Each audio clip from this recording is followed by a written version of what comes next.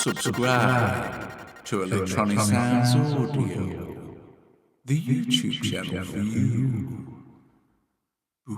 Hey, what's happening, guys? It's Dean from Electronisounds. Stick around. Today we're going to be talking about Midi Learn inside of miRack for iPad. We're going to hook up some MIDI controllers today, and I'm going to show you some really neat things inside of miRack to assign your controllers to. Stick around, guys. Let's get into this. Before we get started today, be sure and subscribe if you're into this kind of content. On this channel, I talk about everything from assigning MIDI controllers to modular synthesizers on iPad to making tracks with iPad. I talk about sound design and making tracks and making live jams. I talk about new gear. I talk about old gear. Be sure and subscribe. Let's go ahead and take a minute and talk about MIDI controllers in general. We've got quite a selection of controllers here today. This is a Novation Launchpad. We've got a Novation Launch Control, a Novation Launch Control XL, and a couple of funky old Behringer DJ controllers. What you'll need to know right off the jump is that there's two kinds of messages that most MIDI controllers are going to send. They're going to send a CC message and they're going to send a MIDI note number message. The buttons and the pads on these controllers, for the most part, are all going to send MIDI note number messages. And for the most part, all of the knobs and the sliders on these controllers are going to send MIDI CC number messages. And the way that miRack responds to those different messages is in fact a different thing. You'll be able to assign any knob, anything that's sending a CC message, so any knob or any slider, you'll be able to immediately assign to any single thing in miRack that you would like to. But with the pads and the buttons that are sending note number messages and not CC messages, those don't map to the pads and devices in miRack the way you would expect them to. That's why I'm really fond of the Novation Launch Control line of controllers, because they come with some software applications that let us go in there and reassign any of the knobs or any of the buttons or pads on either the Launch Control XL or the Launch Control controller. We can assign any of these to any CC messages that we would like to, and that way we can get these pads so that the buttons and the knobs and the sliders will be able to be mapped inside of miRack. Whereas if we're using something like one of these old Behringer controllers, the knobs will map right off the jump. These are all sending CC messages. This is a little dusty here, sorry. You can see I haven't gotten a lot of use out of this one lately. The sliders and even the cross figure down at the bottom will immediately assign to anything in miRack. But the buttons and whatnot, these are going to be sending note number messages, not CC messages. And there's no way to get in here and remap these on this particular controller or on this other Novation controller, or Behringer controller. A lot of these older controllers that I have don't allow you to get it. They don't come with any software that allows you to remap these to your specifications. So definitely something to look for in these Novation Launch Control and Launch Control XL controllers. I've got a link to this XL controller down in the description. I am an Amazon affiliate, and I do get a tiny little kickback when you guys purchase through these links. It doesn't cost you any extra, and it's a great way to support the channel. It seems like Novation has discontinued the original Launch Control, which has less knobs and less buttons, but definitely still available and widely available is the XL version. So definitely something to think about if you don't have a MIDI controller already to assign to miRack. I just realized I didn't actually cover the Launchpad Pro MIDI controller, and this is a fantastic MIDI controller and definitely something that I love to use, but all of the pads here I'm only able to get to send note number messages. The buttons, the round buttons all around the side do send CC number messages, and if you put this into fader mode, it will send CC messages, but it works as a fader device for Ableton Live per se. So if I click a button to trigger a pad up here, it lights up a whole row of faders, and it's kind of awkward to use. You definitely could map this to miRack, but I don't think it's super optimal, if you get my drift. You guys know I like to go over lots of different options that you've got when setting things up. This is another option. This is the Novation SL MK3. It's a MIDI controller and also a standalone sequencer. One of the benefits to something like this is you can absolutely sign into their components software and remap every single button and every single fader on something like this. You've got 8 knobs at the top, you've got 8 sliders over here, and you've got 16 buttons over here, which you can actually do an up and down and create 32 different buttons. So you've got, the ability to, you could map something like this and go crazy town with miRack, be able to play synthesizers, mute tracks, turn, volumes on and off, adjust filters and all sorts of stuff. But this is obviously quite a bit more an expensive option than something like these. One of the things that I'm thinking could be interesting in designing some sounds for miRack is literally to program like a synthesizer from the ground up and maybe assign things as you go. Like maybe you're assigning your envelope to the sliders here, attack, decay, sustain, release. Maybe you've got your volume of your sound here and you're tweaking some filters over here, or like an effects end or global volume to your sound. You've got a lot of options for something that you could do with something like this. But again, it's quite a serious investment compared to some of these smaller models.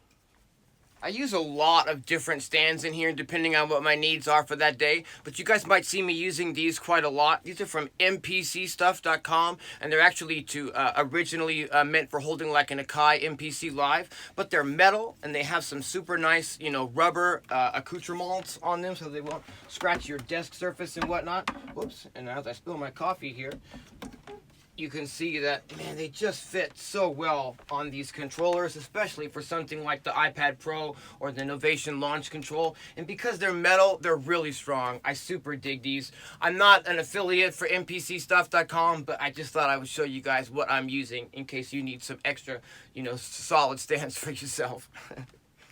This here is the app that Novation provides that allows us to remap any of the controls inside of the launch control.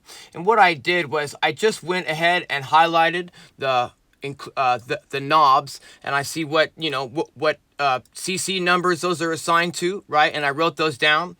And then on these bottom pads here, when you click them, you'll see that it's, message type. It's going to be a note number.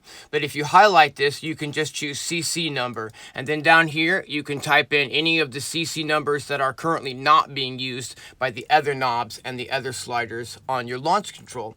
And then when you're done setting up your template, you can save that template to your device, and your device will remember that for next time. So you'll be good to go.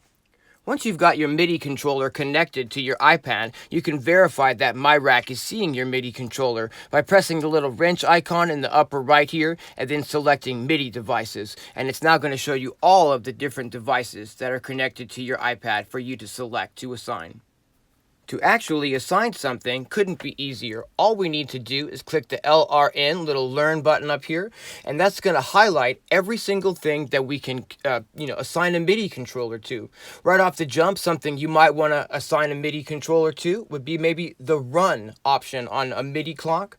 So we can go ahead and click learn, and we can click whatever button on our MIDI controller we might like to be the run button. Maybe we want to assign a button to reset our MIDI clock, so we can click learn and we can choose a different button on our controller. And now I have control over run and reset by using these knobs right here on my controller. Let's talk about some of the things you might want to actually map to a controller inside of miRack.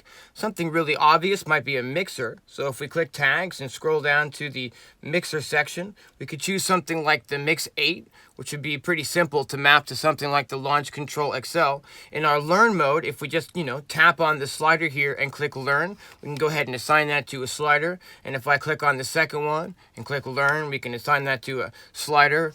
And we can just continue mapping number 4 and then learn, and then we can map number 5 and learn, learn, and then we can map number 6 and then learn, and 7 and then learn, and then 8. And then here, now we're directly controlling the levels of the mixer here. Something like this could be really, really useful for your live jams. If you're using your hands, you can't actually do, two different controls at the same time because it thinks you're trying to pinch or zoom. But here, I can actually, do quite a few controls at the same time. So definitely a benefit to assigning a controller to miRack.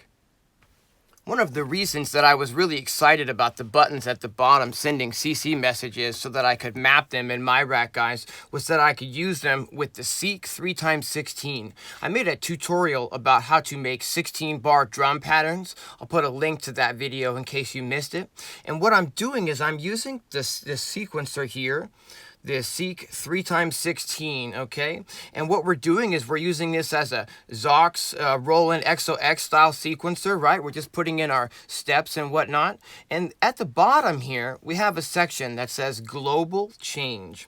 And this allows me to, click any one of these 16 one-bar, patterns here, and it will change to that pattern on the downbeat of the next measure. I can send like a trigger message from a clock into this Global Change patch point here, and I can send a trigger signal in there, and it will start rotating these, and it'll change to the next pattern on the downbeat of the next bar.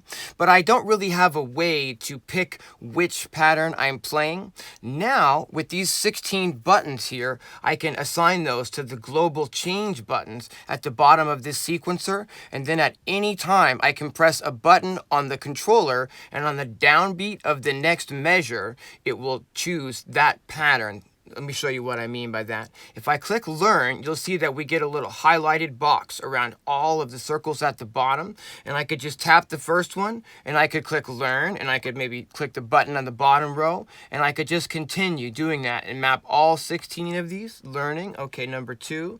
Learn, number 3. Learn, number 4, etc., etc. And now, unclick Learn. Now, if I'm playing a pattern and I'm using the sequencer and I press on one of these buttons, it's going to go ahead and change. You can see here that it's going to activate the net. Well, I don't have it triggered, but I mean, we're not routed per se, but that is an amazing way that you can use a controller to set up some drum patterns, and then you have 16 different one-bar patterns that you could easily scroll between, and you could be, changing the volumes on those or some melodics that you've got assigned as well. I just want to show you the drum triggers in action real quick, guys. I've got a sequence 3x16 here, controlling a kick, a snare, and a hi-hat. This is a really simple drum beat. And if I click on the next pattern, I've got a pattern programmed on the second set of patterns here. You can see when I click these, it goes to the next pattern on the downbeat of the next bar. So it'd be super handy if we had control over these in real time and we didn't have to zoom in and touch it with the Apple Pencil. We can assign like a clock to, send a trigger message here, and then every so often trigger to the next pattern. But we don't really get control over which pattern it's playing per se. So if I make sure that Run is playing and I go ahead and click Learn, and I tap on this first one and click Learn, I can assign that to a button and do the same thing with the second global pattern. I can click Learn and assign that to a button. Now, if I had, say 16 patterns programmed out, I can switch between them on the fly just using a button. So say if I'm adjusting volumes and whatnot, or maybe I'm, fading tracks in and out, or, using a knob up here to send a delay, or I'm triggering samples over here. At the same time, we could now click this button and change the drum pattern. And you could assign up to 16 different one-bar patterns this way.